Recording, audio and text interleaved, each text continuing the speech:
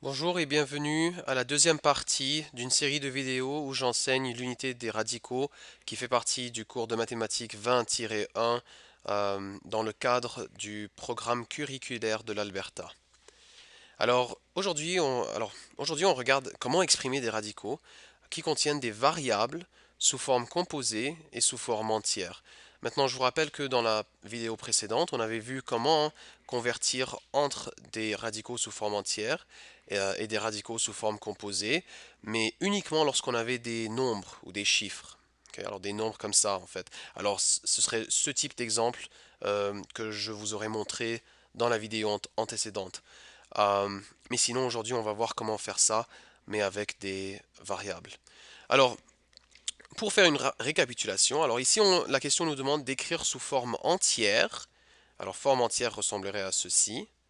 Des radicaux sous forme composée. Alors, voici nos radicaux sous forme composée. Alors, je vous rappelle que pour qu'on puisse faire ceci, alors c'est-à-dire qu'il faut amener le coefficient de 7, il faut l'amener en dessous du signe de radical. Mais pour pouvoir faire ceci, il faut appliquer comme exposant l'indice du radical. L'indice de la racine carrée ici, c'est 2. Okay, c'est-à-dire, c'est pas la radicande, là, je parle pas de la radicande, je ne parle pas de la radicande ici, je parle de l'indice qui existe ici. Okay, alors, par exemple, en regardant rapidement l'exemple ici, là, l'indice, c'est un indice de 3. Okay. Je ne sais pas si vous arrivez à voir, là, peut-être qu'il va falloir que je fasse un petit zoom. Ouais, voilà. Ok. Bon, alors je reviens ici.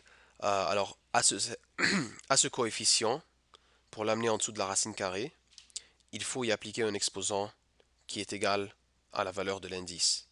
C'est-à-dire qu'il faut y appliquer un exposant 2. D'accord?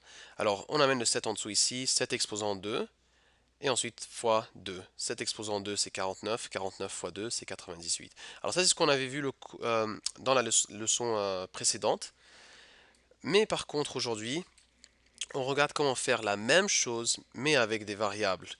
Et alors, en regardant cet exemple ici, là j'ai a exposant 4 fois la racine carrée de a. Le a exposant 4, c'est toujours la même règle. Pour pouvoir amener ce a exposant 4 en dessous de la racine carrée, il faut que je prenne ce a exposant 4 et que je lui mette comme exposant la valeur de l'indice. Alors, et c'est ce que je fais ici, a exposant 4, et je lui mets comme exposant la valeur de l'indice d'une racine carrée, ce qui est 2. Et alors, j'amène ça en dessous de la racine carrée. Alors, a exposant 4, le tout exposant 2, fois a. Maintenant, comme on avait vu dans les lois des exposants, lorsque tu as une telle situation, la loi ici, c'est une loi de multiplication. Il faut multiplier ces exposants-là. Okay. Alors 4 fois 2 nous donne 8. Et il me reste encore de ce côté-là, j'ai le a.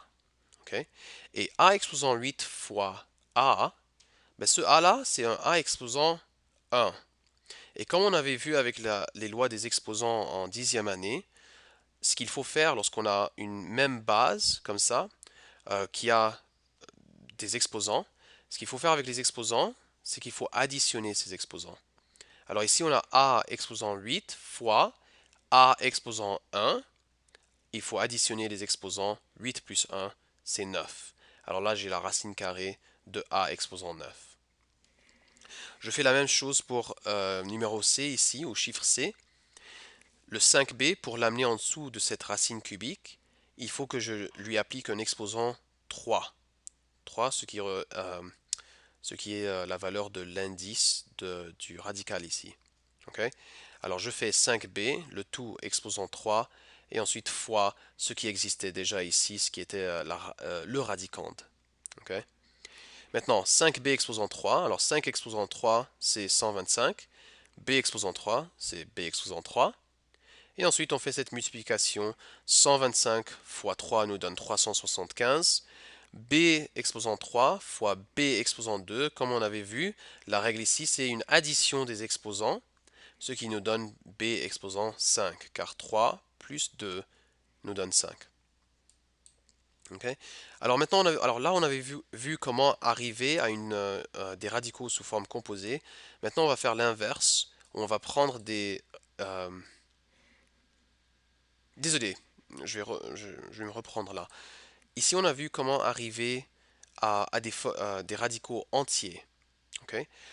En bas ici, on va voir comment prendre des radicaux entiers et les changer ou les convertir en radicaux sous forme composée. Ok. Alors, comme on l'avait vu dans la leçon précédente, alors la racine carrée de 200, on peut exprimer ça. Alors, soit tu peux résoudre ceci en utilisant la factorisation première, ou moi je préfère utiliser celle-là pour cet exemple parce que je sais très rapidement, je sais que euh, je peux séparer la racine carrée de 200 comme étant la racine carrée de 100 fois la racine carrée de 2. Et la raison pour laquelle je l'ai séparé en racine carrée de 100, c'est parce que 100 c'est un nombre carré, et ainsi la racine carrée de 100 c'est juste 10. Et de ce côté-là, j'ai la racine carrée de 2 qui reste comme étant la racine carrée de 2. Alors voici ma réponse. Ok. Mais maintenant, on va voir ça avec des variables. Alors ici, j'ai c exposant 9. Je ne sais pas si vous arrivez à voir, mais dans vos notes, vous allez voir ça. C exposant 9. Et ensuite, la racine à la quatrième puissance de ceci. Alors, pour faire ça, ce que je décide de faire, c'est qu'en fait, je vais prendre mon c exposant 9 et je vais le changer comme étant le produit de c exposant 4 fois c exposant 4 fois c. Et j'ai fait ça pour pouvoir en fait isoler le c exposant 4 et euh, le signe de la, désolé, la racine à la quatrième puissance. Et c'est ce que j'ai fait ici. Regardez, alors j'ai fait c exposant 4, mais ensuite le signe du radical à la quatrième puissance. Et c exposant 4, mais ensuite la racine à la quatrième puissance, ben ça c'est juste égal à c. Okay? Parce que, encore une fois, une racine à la quatrième puissance comme ça veut dire quel chiffre fois lui-même fois lui-même fois lui-même, c'est-à-dire quel chiffre fois lui-même 4 fois, va te donner cette valeur. Mais quand tu regardes ça déjà, ben c exposant 4, c'est-à-dire c fois lui-même 4 fois, va te donner cette réponse. Okay? Alors là, c exposant 4, mais ensuite la racine à la quatrième puissance de ceci nous donne c. La même chose ici, un autre c, et ensuite il y a un dernier c qui va rester en dessous du signe de radical tout seul. C fois c nous donne c carré, et ensuite tu as le c qui reste en dessous, encore une fois en dessous du signe de radical tout seul. Okay. Et ici, encore une fois, c'est la même idée, mais ici, ce que j'ai préféré faire là, c'est que j'ai préféré séparer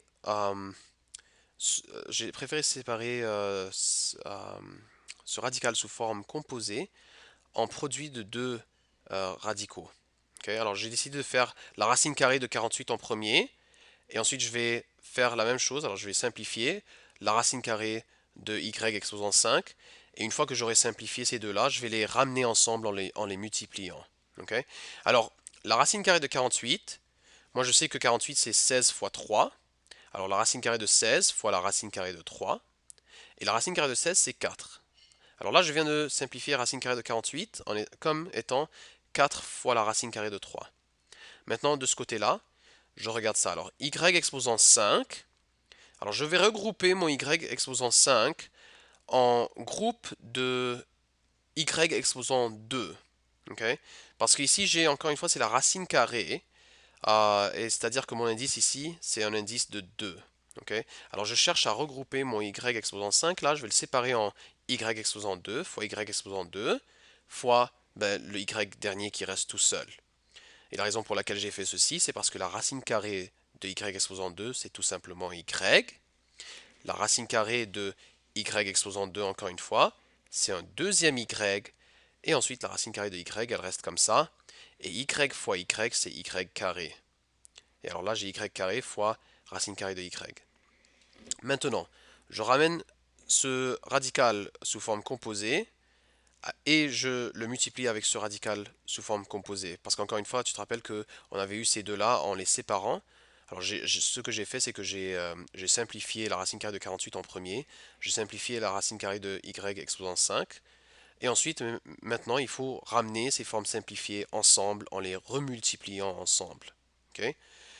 Et alors 4y carré serait notre coefficient ici, alors 4y carré, et ensuite la racine carrée de 3 fois la racine carrée de y, comme on avait vu, la règle, c'est que ça devient la racine carrée de 3y. Ok? C'était la règle qu'on avait vue dans la leçon antécédente ou précédente. Euh, C'était cette règle ici, là. Regardez, la racine carrée de 15, on peut exprimer ça comme étant la racine carrée de 3 fois la racine carrée de 5. Ça veut dire que la racine carrée de 3, la racine carrée de 3 fois la racine carrée de y, c'est la racine carrée de 3y. Ok, alors voici la réponse finale. Et finalement ici on te demande d'ordonner les radicaux suivants en ordre croissant sans utiliser une calculatrice. La meilleure façon de faire ceci serait de convertir chacun de ces radicaux-là ou chacune de ces valeurs euh, en forme de radical en fait, en forme de radical entier. Ok. Alors c'est ce qu'on fait parce qu'une fois que tu l'auras déterminé chacun de ceux-là sous forme de radical entier, ce sera très facile de voir lequel est le plus grand.